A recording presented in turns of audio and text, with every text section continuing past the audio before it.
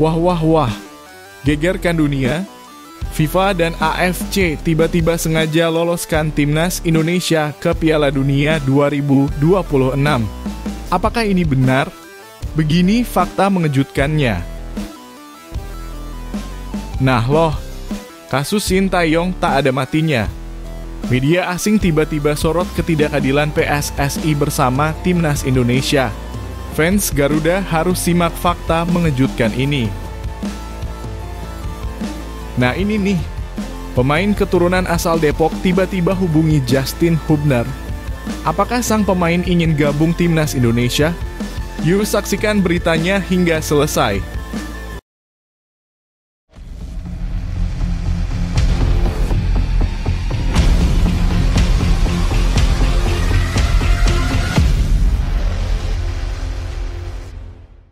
Mohon subscribe channel Timnasku Indonesia agar tidak ketinggalan informasi Timnas Indonesia. Media Vietnam terkejut FIFA dan AFC sengaja loloskan timnas Indonesia ke Piala Dunia 2026. Benar-benar di luar dugaan, jagat sepak bola Asia kembali diguncang oleh kabar mengejutkan yang melibatkan timnas Indonesia. Media Vietnam baru-baru ini dibuat terkejut dengan mencuatnya isu bahwa AFC dan FIFA secara tidak langsung membuka jalan bagi Indonesia untuk lolos ke Piala Dunia 2026. Rumor ini semakin ramai dibicarakan setelah muncul spekulasi bahwa Iran, salah satu kekuatan utama sepak bola Asia, bisa saja dicoret dari keikutsertaan di ajang bergengsi tersebut karena kondisi politik dalam negeri yang dianggap tidak kondusif. Kabar tersebut tentu menjadi perhatian media luar, termasuk Soha dari Vietnam, yang menyebut bahwa jika skenario Iran benar-benar tersingkir, maka Indonesia berpeluang cerah untuk mengisi slot yang kosong tersebut. Bahkan Soha menyebutnya sebagai skenario yang ditunggu-tunggu oleh banyak penggemar sepak bola di Indonesia. Bagaimana tidak? Setelah bertahun-tahun hanya menjadi penggembira di kualifikasi, kini peluang itu seolah-olah hadir di depan mata, meski bukan melalui jalur prestasi, tetapi lewat keputusan administratif tingkat tinggi. Media Vietnam mengulas lebih dalam bahwa secara teori, AFC dan FIFA memang bisa saja melakukan penyesuaian. Jika Iran dicoret, maka Federasi Sepak Bola Asia bisa memperluas kuota langsung dari babak kualifikasi keempat. Awalnya hanya 2 tim terbaik yang lolos langsung dari fase ini. Namun jika diperluas menjadi 3 tim, maka Indonesia yang kini tengah menunjukkan grafik permainan menanjak bisa saja menjadi salah satu kandidat kuat untuk masuk ke daftar itu. Inilah yang membuat publik Vietnam merasa dikejutkan oleh arah perkembangan sepak bola Asia yang makin tidak terduga. Namun di sisi lain, media Vietnam juga tetap memandang realistis. Meski ada potensi perubahan format atau redistribusi slot peserta, belum tentu timnas Indonesia akan secara otomatis melenggang ke Amerika Utara untuk Piala Dunia 2026. Mereka menekankan bahwa pasukan Garuda tetap harus menunjukkan performa terbaik di babak kualifikasi keempat yang akan berlangsung pada bulan November mendatang. Dengan kata lain, meski pintu belakang terbuka, perjuangan di lapangan tetap menjadi kunci utama. Kehadiran pelatih sekelas Patrick Kluivert juga menjadi salah satu sorotan. Pelatih asal Belanda ini dianggap sebagai sosok yang bisa membawa angin segar, bahkan semangat juang baru bagi para pemain muda Indonesia. Mampukah ia memanfaatkan peluang ini semaksimal mungkin?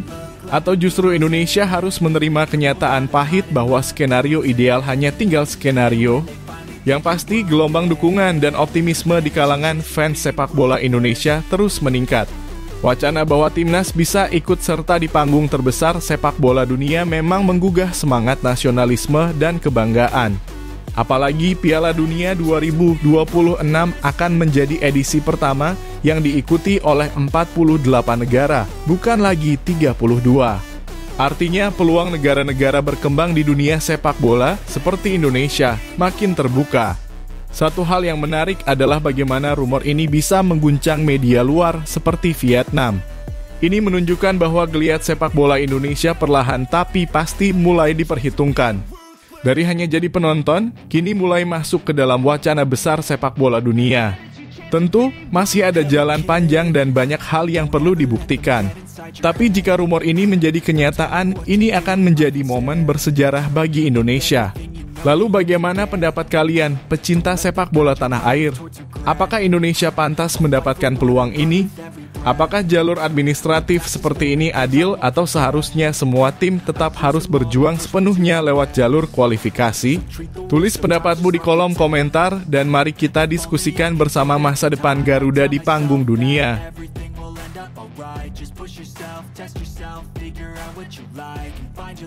Media asing sampai sorot tiket pesawat kelas bisnis Shin Tae-yong.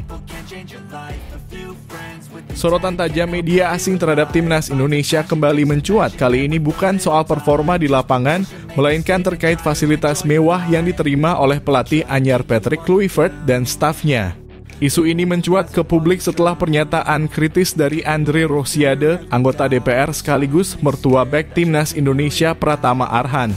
Dalam komentarnya yang viral, Andre menyoroti perlakuan istimewa yang diterima oleh Kluivert pasca kekalahan telak timnas Indonesia dari Jepang dengan skor 6 gol tanpa balas di laga terakhir grup C kualifikasi Piala Dunia 2026. Yang paling menuai perhatian adalah momen ketika Kluivert memilih berlibur ke Kyoto hanya 2 hari setelah kekalahan menyakitkan tersebut. Bagi Andre dan sebagian besar fans Garuda, keputusan itu dinilai tak sensitif terhadap perasaan ribuan supporter yang telah mengorbankan waktu, tenaga, dan biaya untuk mendukung langsung di stadion. Tak heran jika pernyataan Andre yang menyesalkan sikap Kluivert itu menjadi viral dan mengundang berbagai reaksi, termasuk dari media internasional.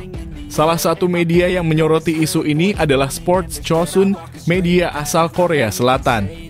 Dalam laporan mereka, Sports Chosun membandingkan perlakuan yang diterima Kluivert dengan pendahulunya, Shin Tae-yong. Media Korea itu mengangkat kritik Andre Rosiade soal fasilitas kelas atas yang diberikan kepada 14 staf asing asal Belanda yang dibawa Kluivert.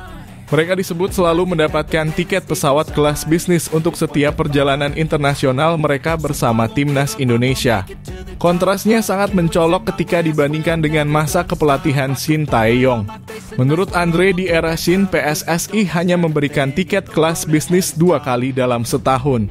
Sisanya pelatih asal Korea Selatan itu harus puas dengan kelas ekonomi. Namun justru di tangan Shin Tae-yong, publik Indonesia menyaksikan peningkatan pesat dalam performa timnas. Dari tim yang dulu sering jadi lumbung gol, perlahan Indonesia mulai bisa bersaing, bahkan menembus babak ketiga kualifikasi Piala Dunia untuk pertama kalinya. Sports Chosun juga menekankan bahwa Shin Tae-yong dinilai lebih berdedikasi dan memiliki kedekatan emosional dengan publik Indonesia. Ia kerap terlihat menyapa fans, menghadiri acara lokal, bahkan menyempatkan diri menonton pertandingan Liga 1. Sebaliknya, Patrick Kluivert dinilai kurang terlibat secara emosional. Andre Rosiade bahkan menyebut Kluivert seperti pelatih tamu yang hanya datang saat ada pertandingan resmi, lalu kembali ke Eropa. Kritik ini bukan semata soal fasilitas atau gaya liburan, melainkan menyangkut tanggung jawab moral seorang pelatih terhadap tim dan pendukungnya. Sebuah kekalahan telak seharusnya disikapi dengan evaluasi menyeluruh, bukan dengan menghilang ke tempat wisata. Sikap seperti itu jelas melukai perasaan fans yang berharap lebih, apalagi timnas Indonesia saat ini tengah berada di titik penting sejarah mengejar mimpi untuk bisa tampil di Piala Dunia 2026. Pertanyaan besarnya kini, apakah fasilitas mewah bisa dijadikan pembenaran jika hasil di lapangan belum memuaskan? Ataukah justru kedisiplinan, dedikasi, dan keterlibatan langsung yang seharusnya lebih diutamakan? Apakah publik Indonesia merasa Kluivert layak mendapat perlakuan istimewa seperti itu? Atau sebaiknya perlakuan tersebut disesuaikan dengan hasil kerja di lapangan? Tentu saja, perdebatan ini masih akan terus bergulir. Namun satu hal yang pasti, publik sepak bola Indonesia tidak hanya menuntut kemenangan, tapi juga komitmen penuh dari siapapun yang mengenakan seragam Garuda. Bagaimana menurut kalian pecinta sepak bola Indonesia? Apakah pelatih asing memang pantas mendapatkan perlakuan istimewa seperti tiket pesawat bisnis? Ataukah keadilan dan dedikasi seharusnya menjadi prioritas utama? Tulis pendapat kalian di kolom komentar dan mari kita berdiskusi bersama demi kemajuan timnas Indonesia.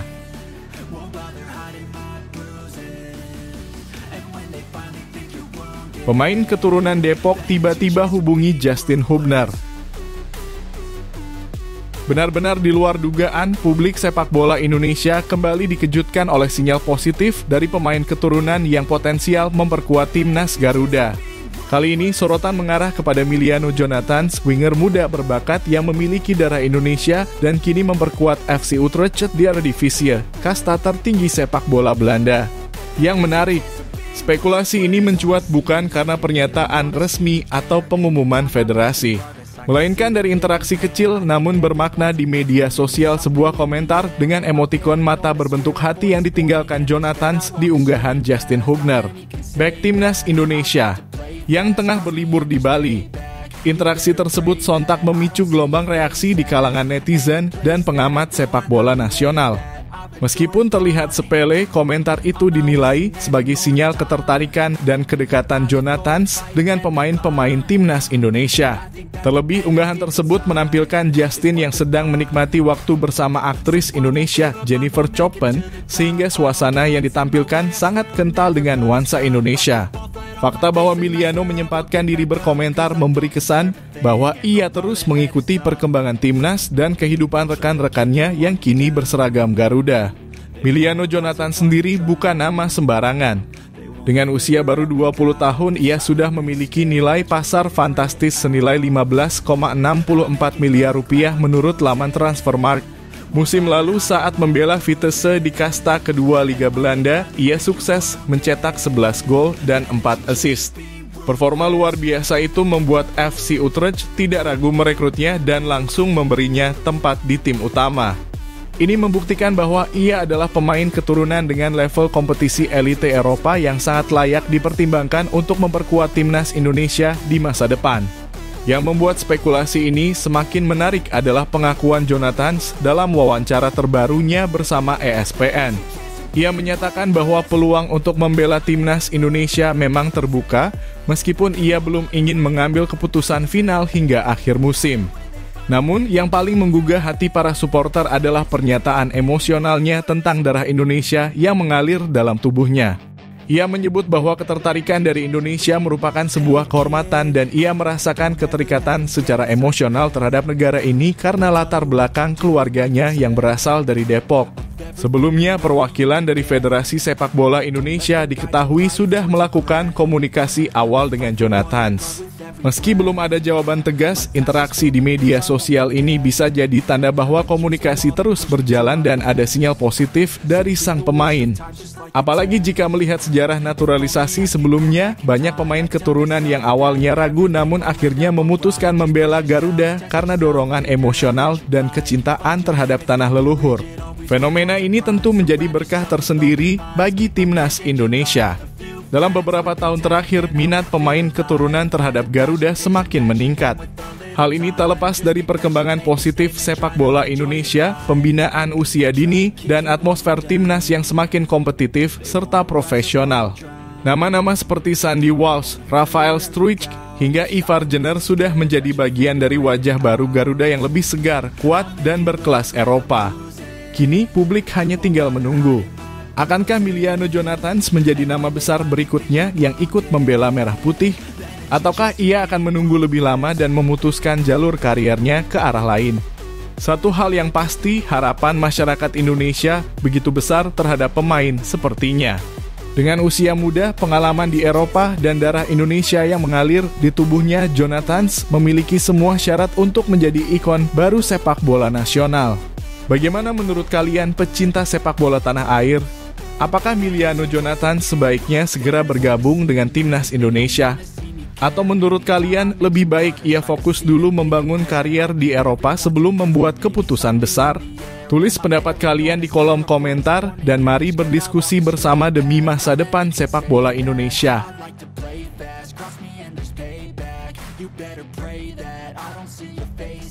Rafael Struijk resmi gabung Dewa United.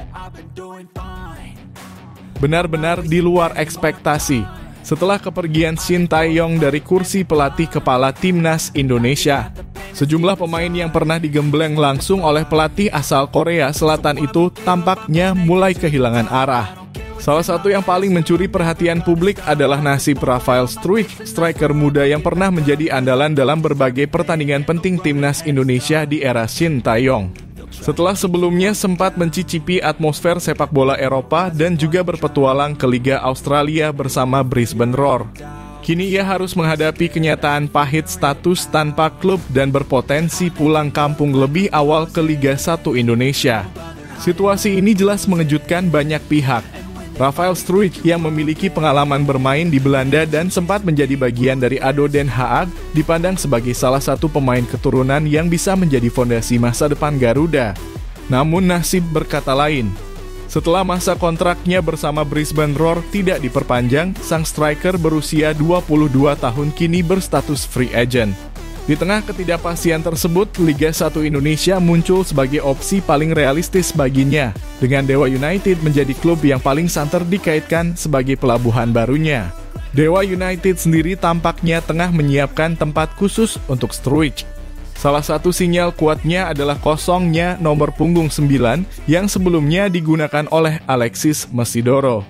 Dalam laga terbaru melawan Persib Bandung, Mesidoro terlihat menggunakan nomor punggung 28 yang memperkuat dugaan bahwa nomor 9 telah dipersiapkan untuk pemain baru yang besar kemungkinan adalah Struijk.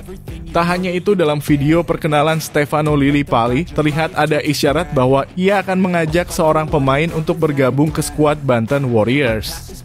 Meskipun belum ada konfirmasi resmi, spekulasi pun mengarah pada nama Struijk. Kepindahan ke Liga Indonesia meskipun menjadi jalan keluar dari status tanpa klub, sejatinya disayangkan oleh sebagian besar pecinta sepak bola nasional. Banyak yang menilai bahwa Rafael Struijk seharusnya masih memiliki potensi untuk berkembang di Eropa atau setidaknya bertahan di liga yang lebih kompetitif dari Liga 1. Kehadirannya di sepak bola Indonesia memang bisa memberi nilai lebih pada kualitas liga lokal. Namun dari segi pengembangan karier jangka panjang, banyak yang khawatir langkah ini justru bisa memperlambat kemajuan dirinya sebagai pemain profesional. Apalagi situasi ini terjadi setelah Shin Tae-yong meninggalkan posisinya di timnas. Pelatih yang selama ini menjadi sosok pelindung dan pembimbing bagi para pemain muda seperti Struijk kini tak lagi berada di balik layar timnas. Tanpa bimbingan langsung dari Shin, tampaknya beberapa pemain mulai kehilangan kejelasan arah. Tidak hanya di level tim nasional, tetapi juga dalam pengambilan keputusan soal masa depan karier mereka di level klub. Kini publik Indonesia hanya bisa berharap bahwa langkah Rafael Struijk bergabung ke Dewa United bukan akhir dari mimpinya bersinar di panggung dunia. Bisa jadi ini hanyalah langkah mundur sementara untuk kemudian melompat lebih tinggi. Liga 1 bisa menjadi tempat ia menata ulang karier, mengumpulkan menit bermain, dan membuktikan diri agar kembali dilirik klub-klub Eropa. Bagaimana menurut kalian pecinta sepak bola tanah air? Apakah keputusan Rafael Struijk bergabung ke Liga 1 merupakan langkah tepat untuk kariernya? Ataukah seharusnya ia berjuang lebih lama di Eropa demi masa depan yang lebih cerah? Tulis pendapat kalian di kolom komentar dan mari berdiskusi bersama untuk masa depan pemain muda Indonesia.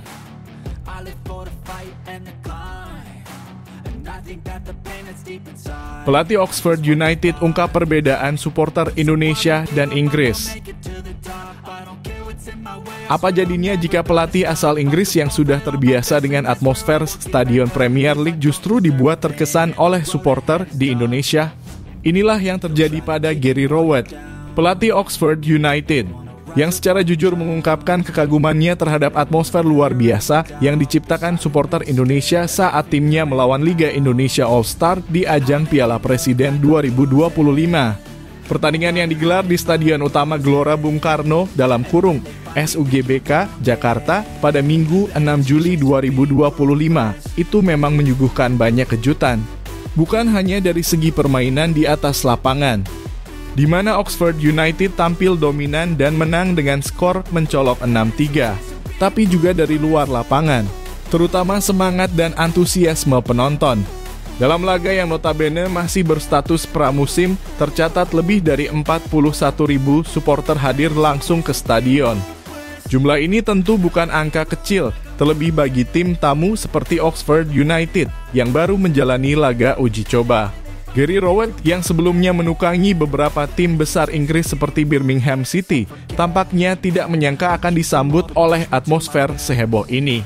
Dalam keterangannya kepada media, termasuk kepada bolasport.com, ia mengungkapkan bahwa suasana di SUGBK benar-benar berbeda dibandingkan dengan yang biasa ia lihat di Inggris, khususnya saat pertandingan pramusim. Saya rasa kedua negara jelas sama-sama bersemangat soal sepak bola, ujar Rowett membuka pernyataannya. Namun pelatih berusia 51 tahun itu dengan jujur mengakui bahwa ada perbedaan mencolok. Menurutnya di Inggris, pertandingan pramusim seringkali hanya disaksikan oleh penonton dalam jumlah yang sangat terbatas. Banyak fans Inggris menganggap laga pramusim sebagai ajang pemanasan yang tidak terlalu penting. Tapi di Indonesia, semangat para supporter justru membara meski pertandingan belum resmi memasuki musim kompetisi. Hal ini yang membuat Rowett dan anak asuhnya di Oxford United merasa kagum. Rowett juga menyoroti bahwa kehadiran supporter dalam jumlah besar seperti ini tidak hanya menciptakan atmosfer luar biasa, tapi juga memberikan pengalaman unik bagi para pemainnya. Ia menyebut nama-nama seperti Ole Romeni dan Marcelino Ferdinand, dua pemain Indonesia yang sedang naik daun sebagai daya tarik utama penonton. Selain itu, para pemain Oxford United seperti Placeta juga mendapat sorotan karena mereka tampil di depan publik yang biasanya tidak bisa menyaksikan mereka secara langsung. Atmosfer pertandingan yang semarak, lengkap dengan lagu kebangsaan, kembang api, dan antusiasme tak henti dari tribun, memberikan kesan mendalam bagi Rowett. Ia bahkan menyebut bahwa laga ini akan menjadi pengalaman berkesan bagi seluruh skuad Oxford United. Menurutnya, suasana seperti ini jarang ditemukan, bahkan di kompetisi domestik Inggris sekalipun. Apa yang disampaikan Rowett tentu menjadi pengingat betapa besar potensi dan kekuatan supporter Indonesia. Meski terkadang mendapat stigma negatif karena ulah segelintir oknum, kenyataannya dukungan supporter tanah air mampu menciptakan atmosfer yang mampu membuat pelatih dan pemain asing terkesima. Ini adalah modal besar bagi kemajuan sepak bola nasional. Lantas, bagaimana menurut kalian para penonton? Apakah kalian bangga dengan pujian yang diberikan oleh pelatih Oxford United? Apakah ini menjadi bukti bahwa supporter Indonesia sudah layak disandingkan dengan fanatisme supporter Eropa? Yuk, tuliskan pendapat kalian di kolom komentar. Jangan lupa like, share, dan sebarkan semangat positif ini agar dunia tahu bahwa Indonesia punya supporter yang luar biasa.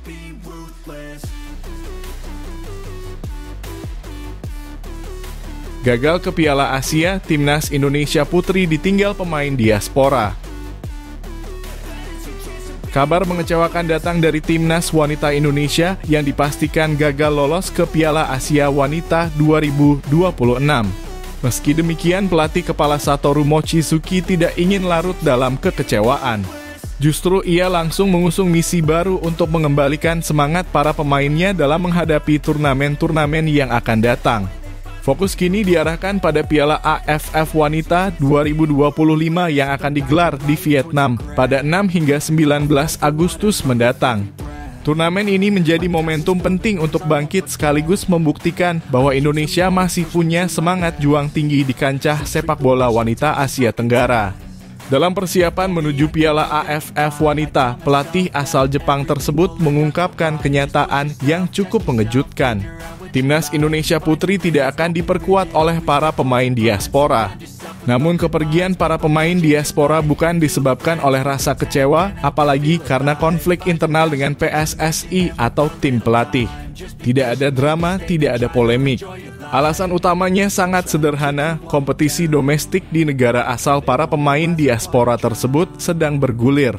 Hal ini membuat mereka tidak bisa meninggalkan klub masing-masing untuk memperkuat timnas di ajang Piala AFF yang bukan masuk dalam kalender resmi FIFA. Mochizuki pun dengan tenang menyikapi situasi ini.